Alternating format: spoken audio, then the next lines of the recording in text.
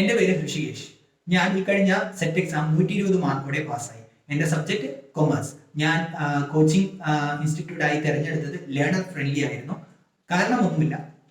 ഒരു ദിവസം set exam എഴുതി പാസ്സാവണമെന്ന് പെട്ടെന്നൊരു ചിന്ത വന്നു. യൂട്യൂബിൽ കുറെ സെർച്ച് ചെയ്തു. പെട്ടെന്ന് ഒരു ലേണർ ഫ്രണ്ട്ലി എന്നൊരു ചാനൽ കണ്ടു. അത് നോക്കിയപ്പോൾ ഉണ്ണിമായ ചേച്ചിയുടെ ഒരു സെറ്റ് എക്സാം എങ്ങനെ പാസ്സായി എന്നുള്ള വീഡിയോ കണ്ടു. അന്ന് തന്നെ ഞാൻ കോൾ ചെയ്ത് സംസാരിച്ച് ഡീറ്റെയിൽസ് അന്വേഷിച്ചു. അതിനുശേഷം ഒരു ഡെമോ ക്ലാസ് അല്ലെങ്കിൽ ഡെമോ ഓഡിയോ ഉണ്ണിമായ ചേച്ചി വാട്സപ്പിലേക്ക് സെൻഡ് ചെയ്തിരുന്നു. അത് നല്ല രീതിയിൽ ഞാൻ കേട്ടു. എനിക്ക് വളരെയധികം ഇഷ്ടമായി. കാരണം കോഡിലൂടെയാണ് ഒരുപാട് കാര്യങ്ങൾ പഠിപ്പിച്ചു തരുന്നത്, കോഡ് വെച്ചിട്ട്. അതുകൊണ്ട് തന്നെ പെട്ടെന്ന് കാര്യങ്ങൾ മനസ്സിലാക്കാൻ എനിക്ക് പറ്റി. എന്നെ പോലെയുള്ള ഒരു ആവറേജ് സ്റ്റുഡൻറ്റിന് കോഡ് വെച്ച് പഠിക്കുന്നത് വളരെയധികം എന്താ പറയുക എസെൻഷ്യൽ ആണ്. അന്ന് മുതലാണ് എനിക്ക് തോന്നിയത്. അതിനുശേഷം ഞാൻ കോഡിങ്ങിലൂടെയായിരുന്നു പഠിച്ചത്. പല ക്ലാസ്സും പല എക്സാമ്പിളും കോഡിങ്ങും ഒക്കെ വെച്ചാണ് പഠിപ്പിച്ച് തന്നത്. അതുകൊണ്ട് തന്നെ എനിക്ക് വളരെ എഫക്റ്റീവായി തോന്നി.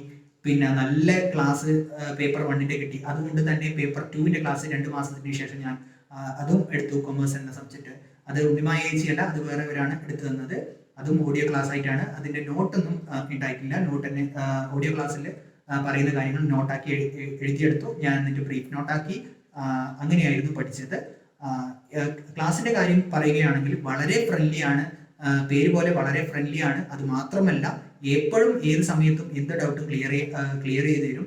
അത് മാത്രമല്ല ഒരു മോക്ക് ടെസ്റ്റ് പോലെ ചെറിയ മോക്ക് ടെസ്റ്റ് കണ്ടക്ട് ചെയ്യുന്നുണ്ട് പേപ്പർ 1 കേസിൽ. പേപ്പർ 2 കേസിൽ ഞാൻ ഉണ്ടാകുന്ന ഓഡിയോ ക്ലാസ്സസ് ആയിരുന്നു മെയിൻ ആയിട്ട് ഉണ്ടായിരുന്നത്. അത് മാത്രമല്ല പ്രീവിയസ് ക്വസ്റ്റ്യൻ പേപ്പർ 6 കൊല്ലത്തെ അതിന്റെ ആൻസേഴ്സ് ഒക്കെ മാർക്ക് ചെയ്ത് അയച്ചു തന്നിട്ടുണ്ടായിരുന്നു പേപ്പർ 2. ഓക്കെ, പേപ്പർ 1 പിന്നെ എന്താ പറയാ ക്വസ്റ്റ്യൻ പേപ്പർ അതും അതിന്റെ ആൻസറും അടങ്ങിയിരിക്കുന്ന ഒരു PDF കൂടി അയച്ചു തന്നിട്ടുണ്ടായിരുന്നു. അതുകൊണ്ട് എനിക്ക് ക്വസ്റ്റ്യൻ പേപ്പർ നല്ല രീതിയിൽ അനലൈസ് ചെയ്യാൻ പറ്റി. മാത്രമല്ല ഓരോ പിന്നെ ഓഡിയോ ക്ലാസ്സസും സീക്വൻസ് ആയി സിസ്റ്റമാറ്റിക് ആയിട്ട് ഓരോ ദിവസം അയച്ചു തരുന്നത് കൊണ്ട് തന്നെ ഒരു ടൈം ടേബിൾ വെച്ച് 1-2 മണിക്കൂർ അതിനായിട്ട് മാറ്റി വെച്ച് പഠിക്കാൻ പറ്റി. പിന്നെ ഞാൻ BEd ചെയ്യുന്ന ഒരു വിദ്യാർത്ഥിയാണ്. അതുകൊണ്ട് തന്നെ പല സമയത്ത് പെൻഡിങ് ആയിട്ടുണ്ട് ഓരോ ക്ലാസ്സസ് ഓഡിയോസ് കേൾക്കാൻ പറ്റാതെ. അതിനൊക്കെ സമയം കണ്ടെത്തിയത് എക്സാമിന്റെ എക്സാമിന്റെ ഹോൾ ടിക്കറ്റ് കാര്യങ്ങൾ എല്ലാം അടുത്ത് തന്നെ വരും എന്നൊരു ന്യൂസ് കേട്ടപ്പോഴാണ്. പെട്ടെന്ന് എന്നെ കൂടുതൽ അഡീഷണൽ ടൈം എടുത്ത് ഞാൻ നോട്ടെല്ലാം കംപ്ലീറ്റ് ചെയ്തു. പിന്നീട് പഠിക്കാൻ കിട്ടിയത് വെറും 13 ദിവസമായിരുന്നു. അതിന് വളരെയധികം ടെൻഷൻ ഉണ്ടായിരുന്നു. ആദ്യമായി ആയിരുന്നു സെറ്റ് എക്സാം അറ്റൻഡ് ചെയ്യാൻ പോകുന്നത്. അതിനുവേണ്ട എല്ലാ പ്രിപ്പറേഷനും കാര്യങ്ങളും എല്ലാം നടത്താൻ സഹായിച്ചത് ഉണ്ണിമായ പറയുന്ന ചേച്ചിയായിരുന്നു. ഞാൻ ഏറ്റവും കൂടുതൽ കടപ്പെട്ടിരിക്കുന്നതും ആ ചേച്ചിയോട് തന്നെയാണ്. ആ ചേച്ചിയാണ് എന്നെ നല്ലൊരു വിദ്യാർത്ഥി എന്ന നിലയിലും അതേപോലെ ഇപ്പോൾ ഞാനിപ്പോൾ BEd കഴിയാൻ പോലെ അധ്യാപകൻ എന്ന നിലയിലും എന്നെ മാറ്റിയെടുത്തത്. ആ ചേച്ചിയുടെ ഓരോ ഇൻസ്പയറിംഗ് ആയ വേർഡ്സും അതേപോലെ മോട്ടിവേഷൻ തരുന്ന ഓരോ ഉപദേശങ്ങളും കാര്യങ്ങളും. പിന്നെ അത് മാത്രമല്ല എടുക്കുന്ന ശൈലി ഏറ്റവും നല്ല രീതിയിലാണ് ക്ലാസ് എടുക്കുന്നത്. നല്ല സൗണ്ടാണ്, വോയിസ് അത്രയും നല്ല വോയിസ് ആണ്. ചില വോയിസുകൾ നമുക്ക് കേട്ട ഉറക്കം വരും. പക്ഷെ ഇത് ഒരു എനർജറ്റിക് ആയിട്ടാണ് ക്ലാസ് എടുത്തു തന്നത്. ഓരോ എക്സാമ്പിൾ വെച്ച് പറയുമ്പോഴും നമുക്ക് പെട്ടെന്ന് ക്യാച്ച് ചെയ്യാൻ പറ്റിയിട്ടുണ്ടായിരുന്നു. സിസ്റ്റമാറ്റിക് ആയതുകൊണ്ട് തന്നെ ഒരു കംപ്ലൈന്റും എനിക്ക് പേപ്പർ 1 കുറിച്ച് പറയാനുണ്ടായില്ല. പേപ്പർ 2 കുറിച്ച് പറയുകയാണെങ്കിൽ കുറച്ച് വൈകിട്ടാണ് ഞാൻ എടുത്തത്. അതിന്റെ കുറച്ച് ബുദ്ധിമുട്ട് ഞാൻ അനുഭവിച്ചിട്ടുണ്ടായിരുന്നു. പക്ഷേ എന്നാലും എനിക്ക് നല്ല രീതിയിൽ എല്ലാ ക്ലാസ്സും കിട്ടിയിട്ടുണ്ടായിരുന്നു. ഒന്നുപോലും മിസ്സായില്ല. എല്ലാം റിവൈസ് കൂടി പേപ്പർ 1 ചെയ്തിരുന്നു. എസ്പെഷ്യലി എടുത്ത് പറയേണ്ടത് പരീക്ഷയുടെ തലേന്ന് ചെയ്ത ഉണ്ണിമായ ചേച്ചി ചെയ്ത ഒരു റിവിഷനെ കുറിച്ചിട്ടാണ് പറയേണ്ടത്. റിവിഷൻ എൻ്റെ ക്ലാസ് ഒരു 30-31 മിനിറ്റ് യൂട്യൂബിൽ ഉണ്ടായിരുന്നു. അതിൽ വ്യൂസ് വളരെ കുറവായിരുന്നു. ഞാൻ നോക്കിയിട്ടുണ്ടായിരുന്നു, വ്യൂസ് വളരെ കുറവായിരുന്നു. ഞാൻ ഇട്ട സമയത്ത് തന്നെ ഞാൻ പറഞ്ഞു റിവിഷൻ ചെയ്യണം, പിന്നെ പറഞ്ഞിട്ടുണ്ടായിരുന്നു. ആദ്യം ഞാൻ ഉണ്ണിമായ ചേച്ചി എന്നായിരുന്നു വിളിച്ചിട്ടുണ്ടായിരുന്നത്. പിന്നീട് ഉണ്ണിമായ മാം എന്ന് വിളിച്ചു. കാരണം ബിക്കോസ് ഓഫ് റെസ്പെക്ട്. അത്രയും എഫേർട്ട് എടുത്തിട്ടാണ് പിന്നെ മാം അത്രയും കാര്യങ്ങൾ ചെയ്യുന്നത്. ആ റിവിഷൻ തന്നെ അത്രയും വലിയൊരു എഫേർട്ടായിരുന്നു. അതിൽ നിന്ന് ഡിസ്കസ് ചെയ്ത 7 ക്വസ്റ്റ്യൻസ് ആയിരുന്നു പരീക്ഷയ്ക്കുണ്ടായിരുന്നത്. അതിൽ 6 എനിക്ക് ശരിയാക്കാൻ പറ്റി. അത് തന്നെയാണ് ഏറ്റവും വലിയ എന്താ പറയുക ഒരു ഉണ്ണിമായ ചേച്ചിന്റെ ഡെഡിക്കേഷൻ എന്ന് പറയുന്നത്. ആ ഒരു വീഡിയോ ചെയ്തിട്ടില്ലെങ്കിൽ ഒരു പക്ഷേ ആ ഒരു 6 മാർക്ക് എനിക്ക് കിട്ടില്ലായിരുന്നു. 7 മാർക്ക് ഗാന്ധിയുടെ തിയറി ആയിരുന്നു എനിക്ക് തെറ്റിപ്പോയത്. ബാക്കിയെല്ലാം എനിക്ക് ശരിയാക്കാൻ പറ്റി. അത്രയും നല്ല എഫേർട്ട് എടുത്ത് ചെയ്യുന്ന ഒരു ഇൻസ്റ്റിറ്റ്യൂട്ടാണ്. എന്തും എപ്പോഴും നിങ്ങൾക്ക് ചോദിക്കാം. അത്രയും ഫ്രണ്ട്ലി ആണ്. ഈവൻ നിങ്ങൾക്ക് എന്ത് ബുദ്ധിമുട്ടുണ്ടെങ്കിലും അത് ഏത് സമയത്തും പരിഹരിച്ചു തരും. എന്ത് ക്ലിയർ ചെയ്ത് തരും? അതുകൊണ്ട് തന്നെ ഞാൻ പ്രിഫർ ചെയ്യുന്നത്, നിങ്ങൾക്ക് ഞാൻ പ്രിഫർ ചെയ്യുന്നു, ഞാൻ ഗ്യാരണ്ടി ചെയ്യുന്നു, ഏറ്റവും നല്ല യൂട്യൂബിൽ ഒരുപാട് കോച്ചിങ് കൊടുക്കുന്നുണ്ട്, അതേപോലെ കോച്ചിങ് സെന്റേഴ്സ് ഉണ്ട്. ഇതിനെ ഏറ്റവും വ്യത്യസ്തമാക്കുന്നത് എന്താണോ പരീക്ഷയ്ക്ക് ചോദിക്കാൻ പോകുന്നത് അത് തന്നെയായിരിക്കും. ആ ഒരു മോഡൽ വെച്ചിട്ടായിരിക്കും class, exam oriented class, not a detailed one, exam oriented class. അതാണ് നമ്മളെ പോലെയുള്ള കോമ്പറ്റേറ്റീവ് എക്സാമിന് വേണ്ടത്. ഡീപ്പായിട്ട് ഡീറ്റെയിൽ ആയിട്ട് പഠിച്ചുകൊണ്ട് അവസാനം ഒന്നുമില്ലാത്ത ഒരു അവസ്ഥ ഉണ്ടാവാൻ പാടില്ല. എക്സാം ഓറിയന്റഡ് ആയിട്ടുള്ള ക്ലാസ്സസ് ആണ്. ഞാൻ ഇപ്പോഴേ പറയാം, ഡീപ്പായ ക്ലാസ്സസ് ആയിരിക്കില്ല, എക്സാം ഓറിയന്റഡ് ആയിരിക്കും. എങ്ങനെ നിങ്ങൾ സെറ്റ് എക്സാം പാസ്സാകും എന്ന് മാത്രമാണ് അവർ ഉദ്ദേശിക്കുന്നത്. അതിനനുസരിച്ചാണ് അവരുടെ ക്ലാസ് മൊത്തം. എക്സാം ഓറിയന്റഡ് ക്ലാസ് ആണ്. അതുകൊണ്ട് നിങ്ങൾക്ക് അങ്ങനെയുള്ള ക്ലാസ് ഓക്കെ ആണോ, അല്ലെങ്കിൽ നിങ്ങൾ മോഡൽ ഒരു ഓഡിയോ അല്ലെങ്കിൽ ഡെമോ ഓഡിയോ ഒന്ന് വാങ്ങിച്ച് കേട്ട് നോക്കുക. ഇഷ്ടപ്പെട്ടാൽ ആ കോഴ്സ് ചൂസ് ചെയ്യുക. പേപ്പർ 1 ആയാലും പേപ്പർ 2 ആയാലും വളരെ ഇമ്പോർട്ടൻ്റ് ആണ്. പേപ്പർ 1 കൂടുതൽ മാർക്ക് സ്കോർ ചെയ്യാൻ നോക്കുക. Paper 2 is very difficult. എവിടെ നിന്ന് എപ്പോൾ എന്ത് ചോദിക്കുമെന്ന് പറയാൻ പറ്റില്ല. ഇനി പറയാൻ പോകുന്നത് എൻ്റെ സ്ട്രാറ്റജി, ഞാൻ എങ്ങനെ സെറ്റ് എക്സാം പാസ്സായി എന്ന സ്ട്രാറ്റജിയാണ് ഞാൻ പറയാൻ പോകുന്നത്. എൻ്റെ സ്ട്രാറ്റജി തരാം. ഞാൻ ശരിക്കും പറഞ്ഞാൽ ഒരു 3 മാസത്തോളം നോട്ട് മാത്രം പ്രിപ്പയർ ആക്കിയിട്ടുണ്ട്. പേപ്പർ 1 ആയാലും പേപ്പർ 2 ആയാലും നോട്ട് മാത്രം പ്രിപ്പയർ ചെയ്യാൻ എടുത്ത ടൈം 3 മാസം. എനിക്ക് പഠിക്കാൻ കിട്ടിയ ടൈം, കാരണം ഞാൻ BEd ചെയ്യുന്ന ഒരു വിദ്യാർത്ഥി ആയതുകൊണ്ട് തന്നെ എനിക്ക് പഠിക്കാൻ കിട്ടിയ ടൈം എന്ന് പറഞ്ഞത് വെറും 13 ദിവസമാണ്. നോട്ട് പ്രിപ്പയർ ചെയ്യുന്ന ദിവസം ഞാൻ ജസ്റ്റ് വായിച്ചു നോക്കുക മാത്രമേ ഉള്ളൂ. ഞാൻ എന്ന് പറയുന്ന ഒരു വ്യക്തി എന്ന് പറഞ്ഞാൽ ഒരു ആവറേജ് സ്റ്റുഡൻ്റ് ആണ്. വായിച്ചാൽ ഒരു ദിവസം പോലും എൻ്റെ മനസ്സിലുണ്ടാവില്ല. അതുകൊണ്ട് തന്നെ ഞാൻ അവസാനത്തെ 13 ദിവസമാണ് അതിനെ അലോക്കേറ്റ് ചെയ്ത് വെച്ചത്. സെറ്റ് എക്സാം പാസ്സാവാൻ വേണ്ടി 13 ദിവസവും ഓരോ ദിവസം 13 ഹവേഴ്സ് പഠിച്ചു. എന്തുകൊണ്ടെന്നാൽ അതിനു മുന്നേ ആയി നമുക്ക് സെറ്റ് എക്സാമിന് മുന്നേ 13 ദിവസം, ആ 13 ദിവസത്തിന് മുന്നേ എനിക്ക് ഉണ്ടായത് സെം എക്സാം ആയിരുന്നു. BEdന്റെ സെം എക്സാമിന് വേണ്ടി ഒരുപാട് ഞാൻ കഷ്ടപ്പെട്ടിട്ടുണ്ടായിരുന്നു. കാരണം ആദ്യമായി എഴുതുന്ന എക്സാമാണ് അത്. ആ എക്സാമിന് മുന്നേ നമുക്ക് ഡെമോൺസ്ട്രേഷൻ ക്ലാസ് അങ്ങനെയുള്ള കുറെ കാര്യങ്ങൾ ഈ 13 ദിവസം വന്നു കേട്ടോ. എക്സാം കഴിഞ്ഞിട്ട് നമുക്ക് ഡെമോൺസ്ട്രേഷൻ ക്ലാസ് ഉണ്ടായിരുന്നു, അവിടുത്തെ ക്ലാസ് ഉണ്ടായിരുന്നു, എല്ലാം ഉണ്ടായിരുന്നു. അപ്പോൾ ഞാൻ ചെയ്ത ഒരു കാര്യം എന്ന് വെച്ചാൽ രാവിലെ 2:45 എന്ന സമയത്ത് എണീക്കും. അലാറം വെക്കും. 2:45, 2:50 അലാറം വെക്കും. ചായയാക്കും അല്ലെങ്കിൽ കാപ്പിയാക്കും. 3 മണിക്ക് കൃത്തിയിരിക്കും. 9:45 വരെ, രാവിലെ 9:45, 9:50 വരെ ഞാൻ എന്ത് ചെയ്യുമെന്ന് വെച്ചാൽ ഈ സെറ്റിന് വേണ്ടി അലോക്കേറ്റ് ചെയ്ത് വെച്ചു. 10 മണിക്ക് എൻ്റെ BEdന്റെ ക്ലാസ്, 3:30 വരെ അത് കണ്ടിന്യൂ ചെയ്ത് പോകുന്നതാണ്. ചില സമയത്ത് 4 മണിയാവാം. ഓക്കെ, അതിനുശേഷം ഞാൻ 1-2 മണിക്കൂർ ഉറങ്ങും. പിന്നീട് ചായ കുടിച്ച് ഞാൻ വീണ്ടും BEdന്റെ വർക്ക് ഉണ്ടെങ്കിൽ അതിൻ്റെ റെക്കോർഡ്സ് കാര്യങ്ങൾ എഴുതും. അതേപോലെ സെറ്റിന് വേണ്ടി വീണ്ടും പ്രിപ്പറേഷൻ. അങ്ങനെ ഈ 13 ദിവസം ഓരോ ദിവസം 13 ഹവേഴ്സ് സെറ്റ് എക്സാമിന് വേണ്ടി മാത്രം മാറ്റി വെച്ചു. ഓക്കെ, അപ്പോൾ രാവിലെ എത്ര മണിക്കൂർ കിട്ടുന്നുണ്ട്? ഏകദേശം ഒരു 7 മണിക്കൂറിൻ്റെ അടുത്ത്. അതിനുശേഷം ഞാൻ 5 മണിക്കൂറിൻ്റെ അടുത്ത് രാത്രി. അങ്ങനെ രാത്രി ഒരു 10-10:30 ആകുമ്പോൾ കിടക്കുന്നു, അല്ലെങ്കിൽ 11 മണിക്ക് കിടക്കുന്നു, 2:45, 3 മണിക്ക് എണീക്കുന്നു.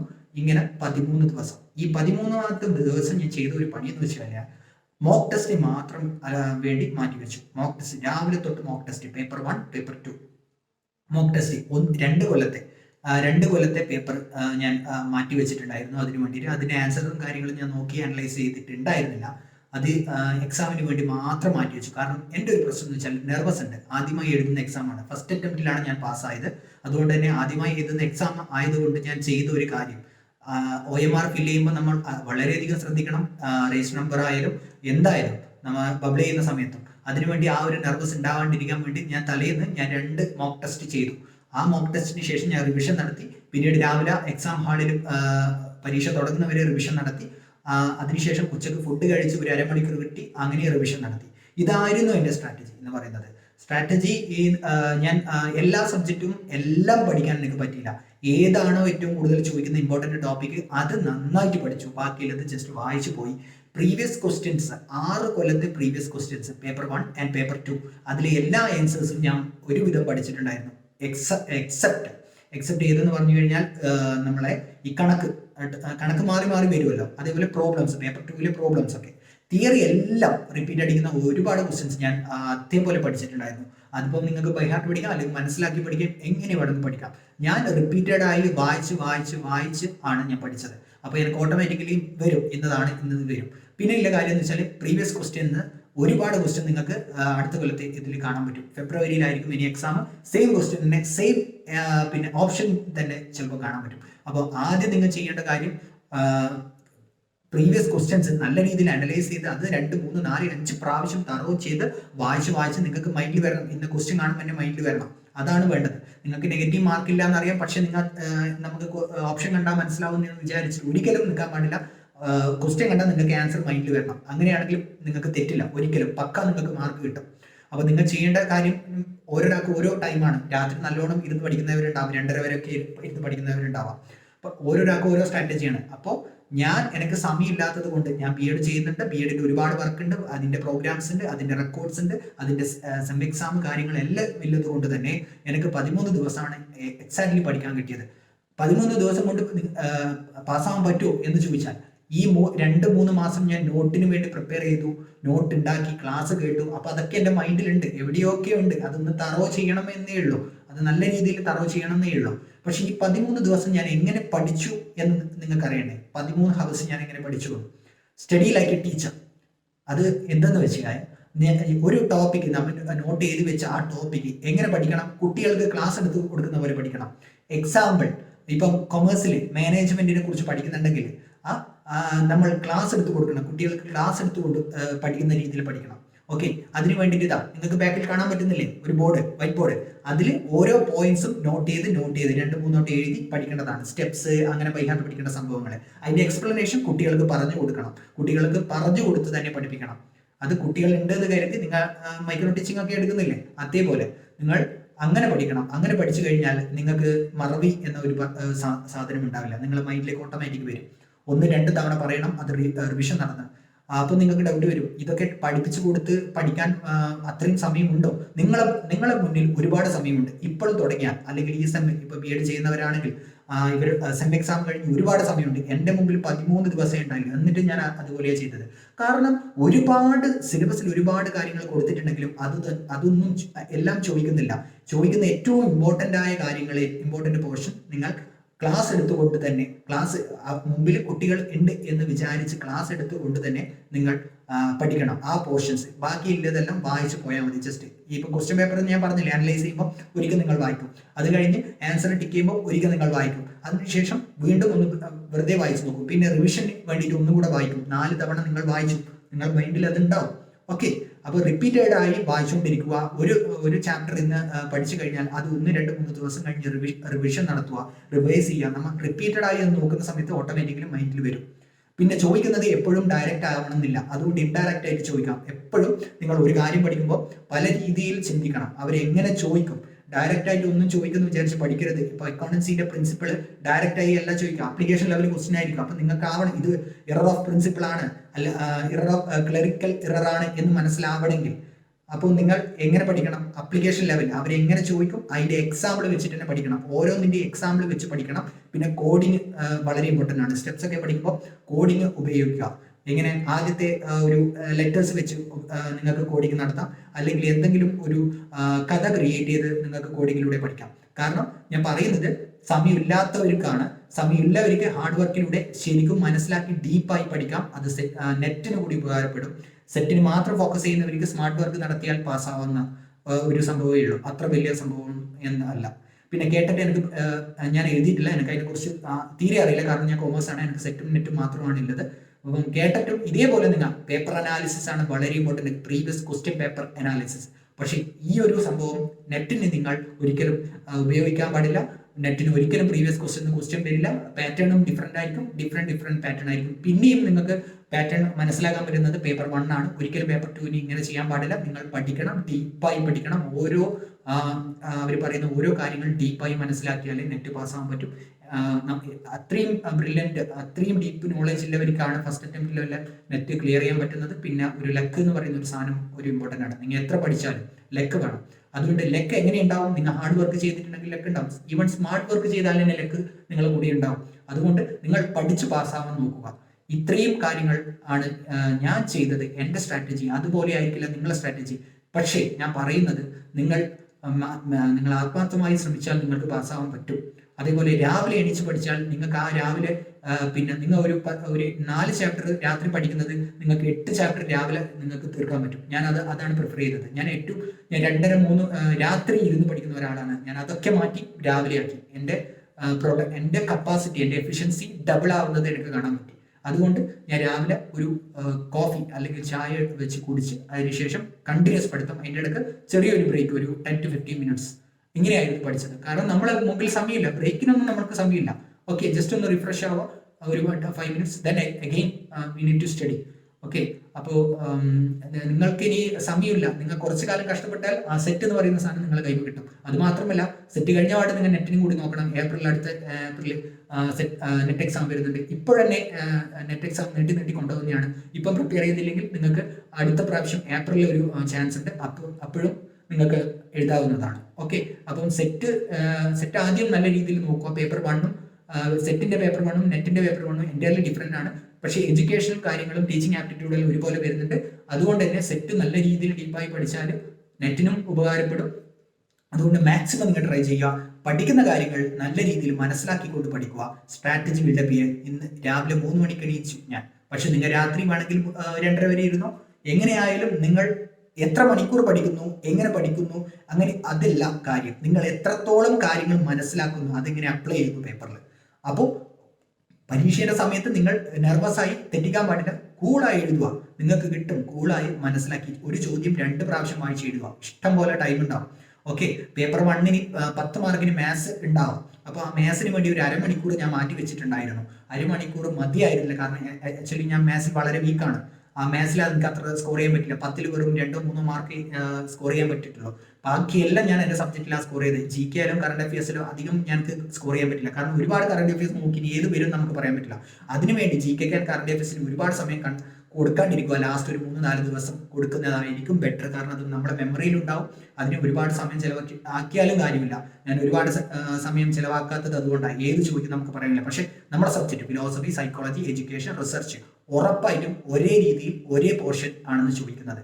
ഇനി ഈ വീഡിയോ കണ്ടിട്ട് ആരെങ്കിലും പിന്നെ ഇപ്രാവശ്യം അടുത്ത പ്രാവശ്യം എൻ്റെ ഡിഫറെൻ്റ് ആയി ചോദിച്ചാലും നിങ്ങൾക്ക് കാര്യങ്ങളെല്ലാം പഠിച്ചിട്ടുണ്ടെങ്കിൽ നിങ്ങൾക്ക് അത് അപ്ലൈ ചെയ്യാൻ പറ്റും, അത് ആൻസർ ചെയ്യാൻ പറ്റും.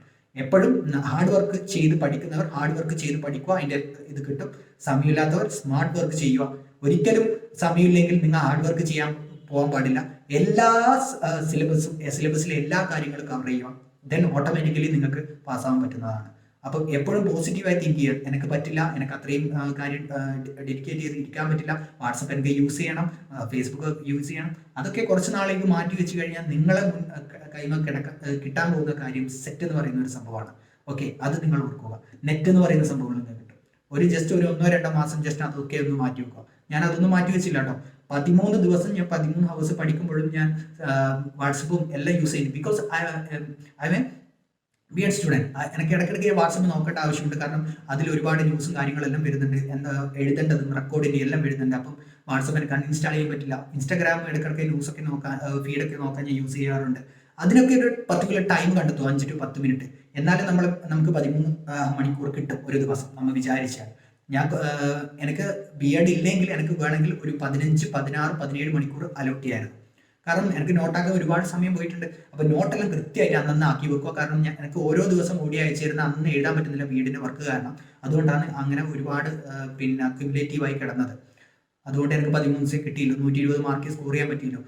ബട്ട് ഞാൻ കുറച്ചും കൂടി ഒരു മാസം കണ്ടിന്യൂസ് ഒരു 30 ദിവസം സമയം കിട്ടി എനിക്ക് ഒരു 130 മാർക്കിൻ്റെ അടുത്ത് എടുക്കാമായിരുന്നു. ഒരുപാട് അറിഞ്ഞുകൊണ്ട് തെറ്റിച്ച് ഒരുപാട് ആൻസേഴ്സ് ഉണ്ട്. അപ്പോൾ എപ്പോഴും ഒരു 2-3 ക്വസ്റ്റ്യൻ വായിച്ചിട്ട് അതിൻ്റെ ഓപ്ഷൻസ് പബ്ലിഷ് ചെയ്യുമ്പോൾ ശരിക്കും ശ്രദ്ധിക്കുക. അങ്ങനെ ഒരുപാട് മിസ്റ്റേക്ക് എനിക്ക് പറ്റിയിട്ടുണ്ട്. ഒരിക്കലും അങ്ങനെ വരുത്താൻ പാടില്ല. നെർവസ് ആകാൻ പാടില്ല. കൂളായി പോയി എഴുതുക, കിട്ടും. പോസിറ്റീവായി തിങ്ക് ചെയ്യുക. ഇതായിരുന്നു എൻ്റെ സ്ട്രാറ്റജി. നിങ്ങൾക്ക് ഇത് ഫോളോ ചെയ്യാം, അല്ലെങ്കിൽ നിങ്ങളെ സ്ട്രാറ്റജി ബിൽഡപ്പ് ചെയ്ത് നിങ്ങൾ അതിലൂടെ ഫോളോ ചെയ്യാം.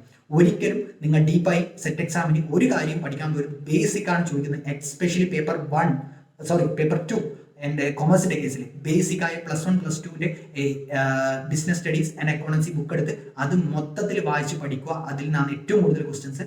അത് കഴിഞ്ഞാൽ cost accounting and management accounting, സ്റ്റാറ്റി, ഇതിൽ നിന്നാണ് ഏറ്റവും കൂടുതൽ ക്വസ്റ്റ്യൻസ് കാണാൻ പറ്റുന്നത്. പിന്നെ financial management is very important. ഇത്രയും സബ്ജക്റ്റ് നമ്മൾ നല്ല രീതിയിൽ പഠിക്കണം. ഓക്കെ, അത് നല്ല തറോ ചെയ്ത് പഠിക്കുക. അതിലും ഒരുപാട് കാര്യങ്ങളുണ്ട്, പക്ഷേ പർട്ടിക്കുലർ കാര്യങ്ങൾ മാത്രമാണ് ചോദിക്കുന്നത്. അപ്പോൾ അത് ഏതാണ് കണ്ടുപിടിക്കുക. ഇപ്പോൾ മാനേജ്മെന്റ് അക്കൗണ്ടിങ് അല്ലെങ്കിൽ മാനേജ്മെന്റ് ഒക്കെ ഉണ്ടെങ്കിൽ കേസിൽ മെയിനായിട്ട് നമുക്കറിയാം റേഷ്യോ അനാലിസിസ് ഉണ്ട്. റേഷ്യോ അനാലിസിസ് എപ്പോഴും ഒരു ക്വസ്റ്റ്യൻ ഉറപ്പാണ്. അപ്പോൾ റേഷ്യോ അനാലിസിസ് എത്ര റേഷ്യോസ് ഉണ്ട്, ആ റേഷ്യോസ് ഒക്കെ നിങ്ങൾ പഠിക്കുമോ. അല്ല മെയിനായിട്ട് ഇമ്പോർട്ടൻറ്റ് റേഷ്യോസ് മാത്രം പഠിക്കും. എൻ്റെ കേസിൽ ഞാൻ മെയിനായി ഇമ്പോർട്ടൻറ്റ് റേഷ്യോസ് പഠിക്കും. അതിൻ്റെ ഫോർമുല എല്ലാത്തിനും പഠിച്ചാൽ കൺഫ്യൂഷൻ ആവും.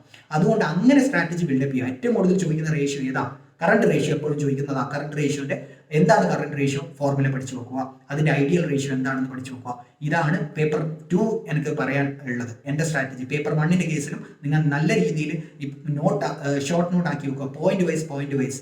ഇപ്പോൾ ഒരു തിയറി എടുത്തു കഴിഞ്ഞാൽ, ബ്രൂണറിന്റെ തിയറി എടുത്തു കഴിഞ്ഞാൽ അതിന് ഇമ്പോർട്ടൻ്റ് ആയ കീവേഡ്, അതിന്റെ ഇമ്പോർട്ടൻ്റ് ആയ എന്തെങ്കിലും പറഞ്ഞിട്ടുണ്ടെങ്കിൽ അത് നോട്ട് ചെയ്ത് വെക്കുക. അല്ലാണ്ട് എസ്സേ പോലെ പഠിച്ചിട്ട് ഒരു കാര്യമില്ല. ചോദിക്കുന്നത് മൊത്തം കണക്റ്റഡ് ആയിട്ടും കീവേഡ് വെച്ചിട്ടായിരിക്കും. ആ കീവേഡ് എല്ലാത്തിൻ്റെയും കീവേഡ് പഠിക്കുക. എല്ലാ തിയറീസും പഠിക്കുക. അത് ആരാ ഉണ്ടാക്കിയത് പഠിക്കുക. ഇങ്ങനെ പഠിക്കുക. ഓക്കെ, ഇതാണ് എൻ്റെ സ്ട്രാറ്റജി. നിങ്ങൾക്കും ഫോളോ ചെയ്യാം, നിങ്ങൾക്കും പാസ്സാവാം. അല്ലെങ്കിൽ നിങ്ങളെ സ്ട്രാറ്റജി നിങ്ങൾ ബിൽഡ് ചെയ്യുക. ലേണർ ഫ്രണ്ട്ലിയുടെ ഭാഗത്തു നിന്ന് എല്ലാ സപ്പോർട്ടും എന്തും നിങ്ങൾക്ക് ചെയ്തു തരുന്നതാണ്. നിങ്ങളെ പാസ്സാക്കാൻ വേണ്ടി എത്ര കഷ്ടപ്പെടാൻ അവർ തയ്യാറാണ്. നിങ്ങളും അതിൻ്റെ കൂടെ കഷ്ടപ്പെടുക, പഠിക്കുക. എന്നാൽ മാത്രമേ പാസ്സാവൂ. അവിടെ ചേർന്നു എന്ന് മാത്രം പറഞ്ഞുകൊണ്ട് നിങ്ങൾക്ക് പാസ്സാവാൻ പറ്റില്ല. നിങ്ങളും അതിൻ്റെതായ എഫേർട്ട് കാണിക്കണം. Okay, all the best. Thank you.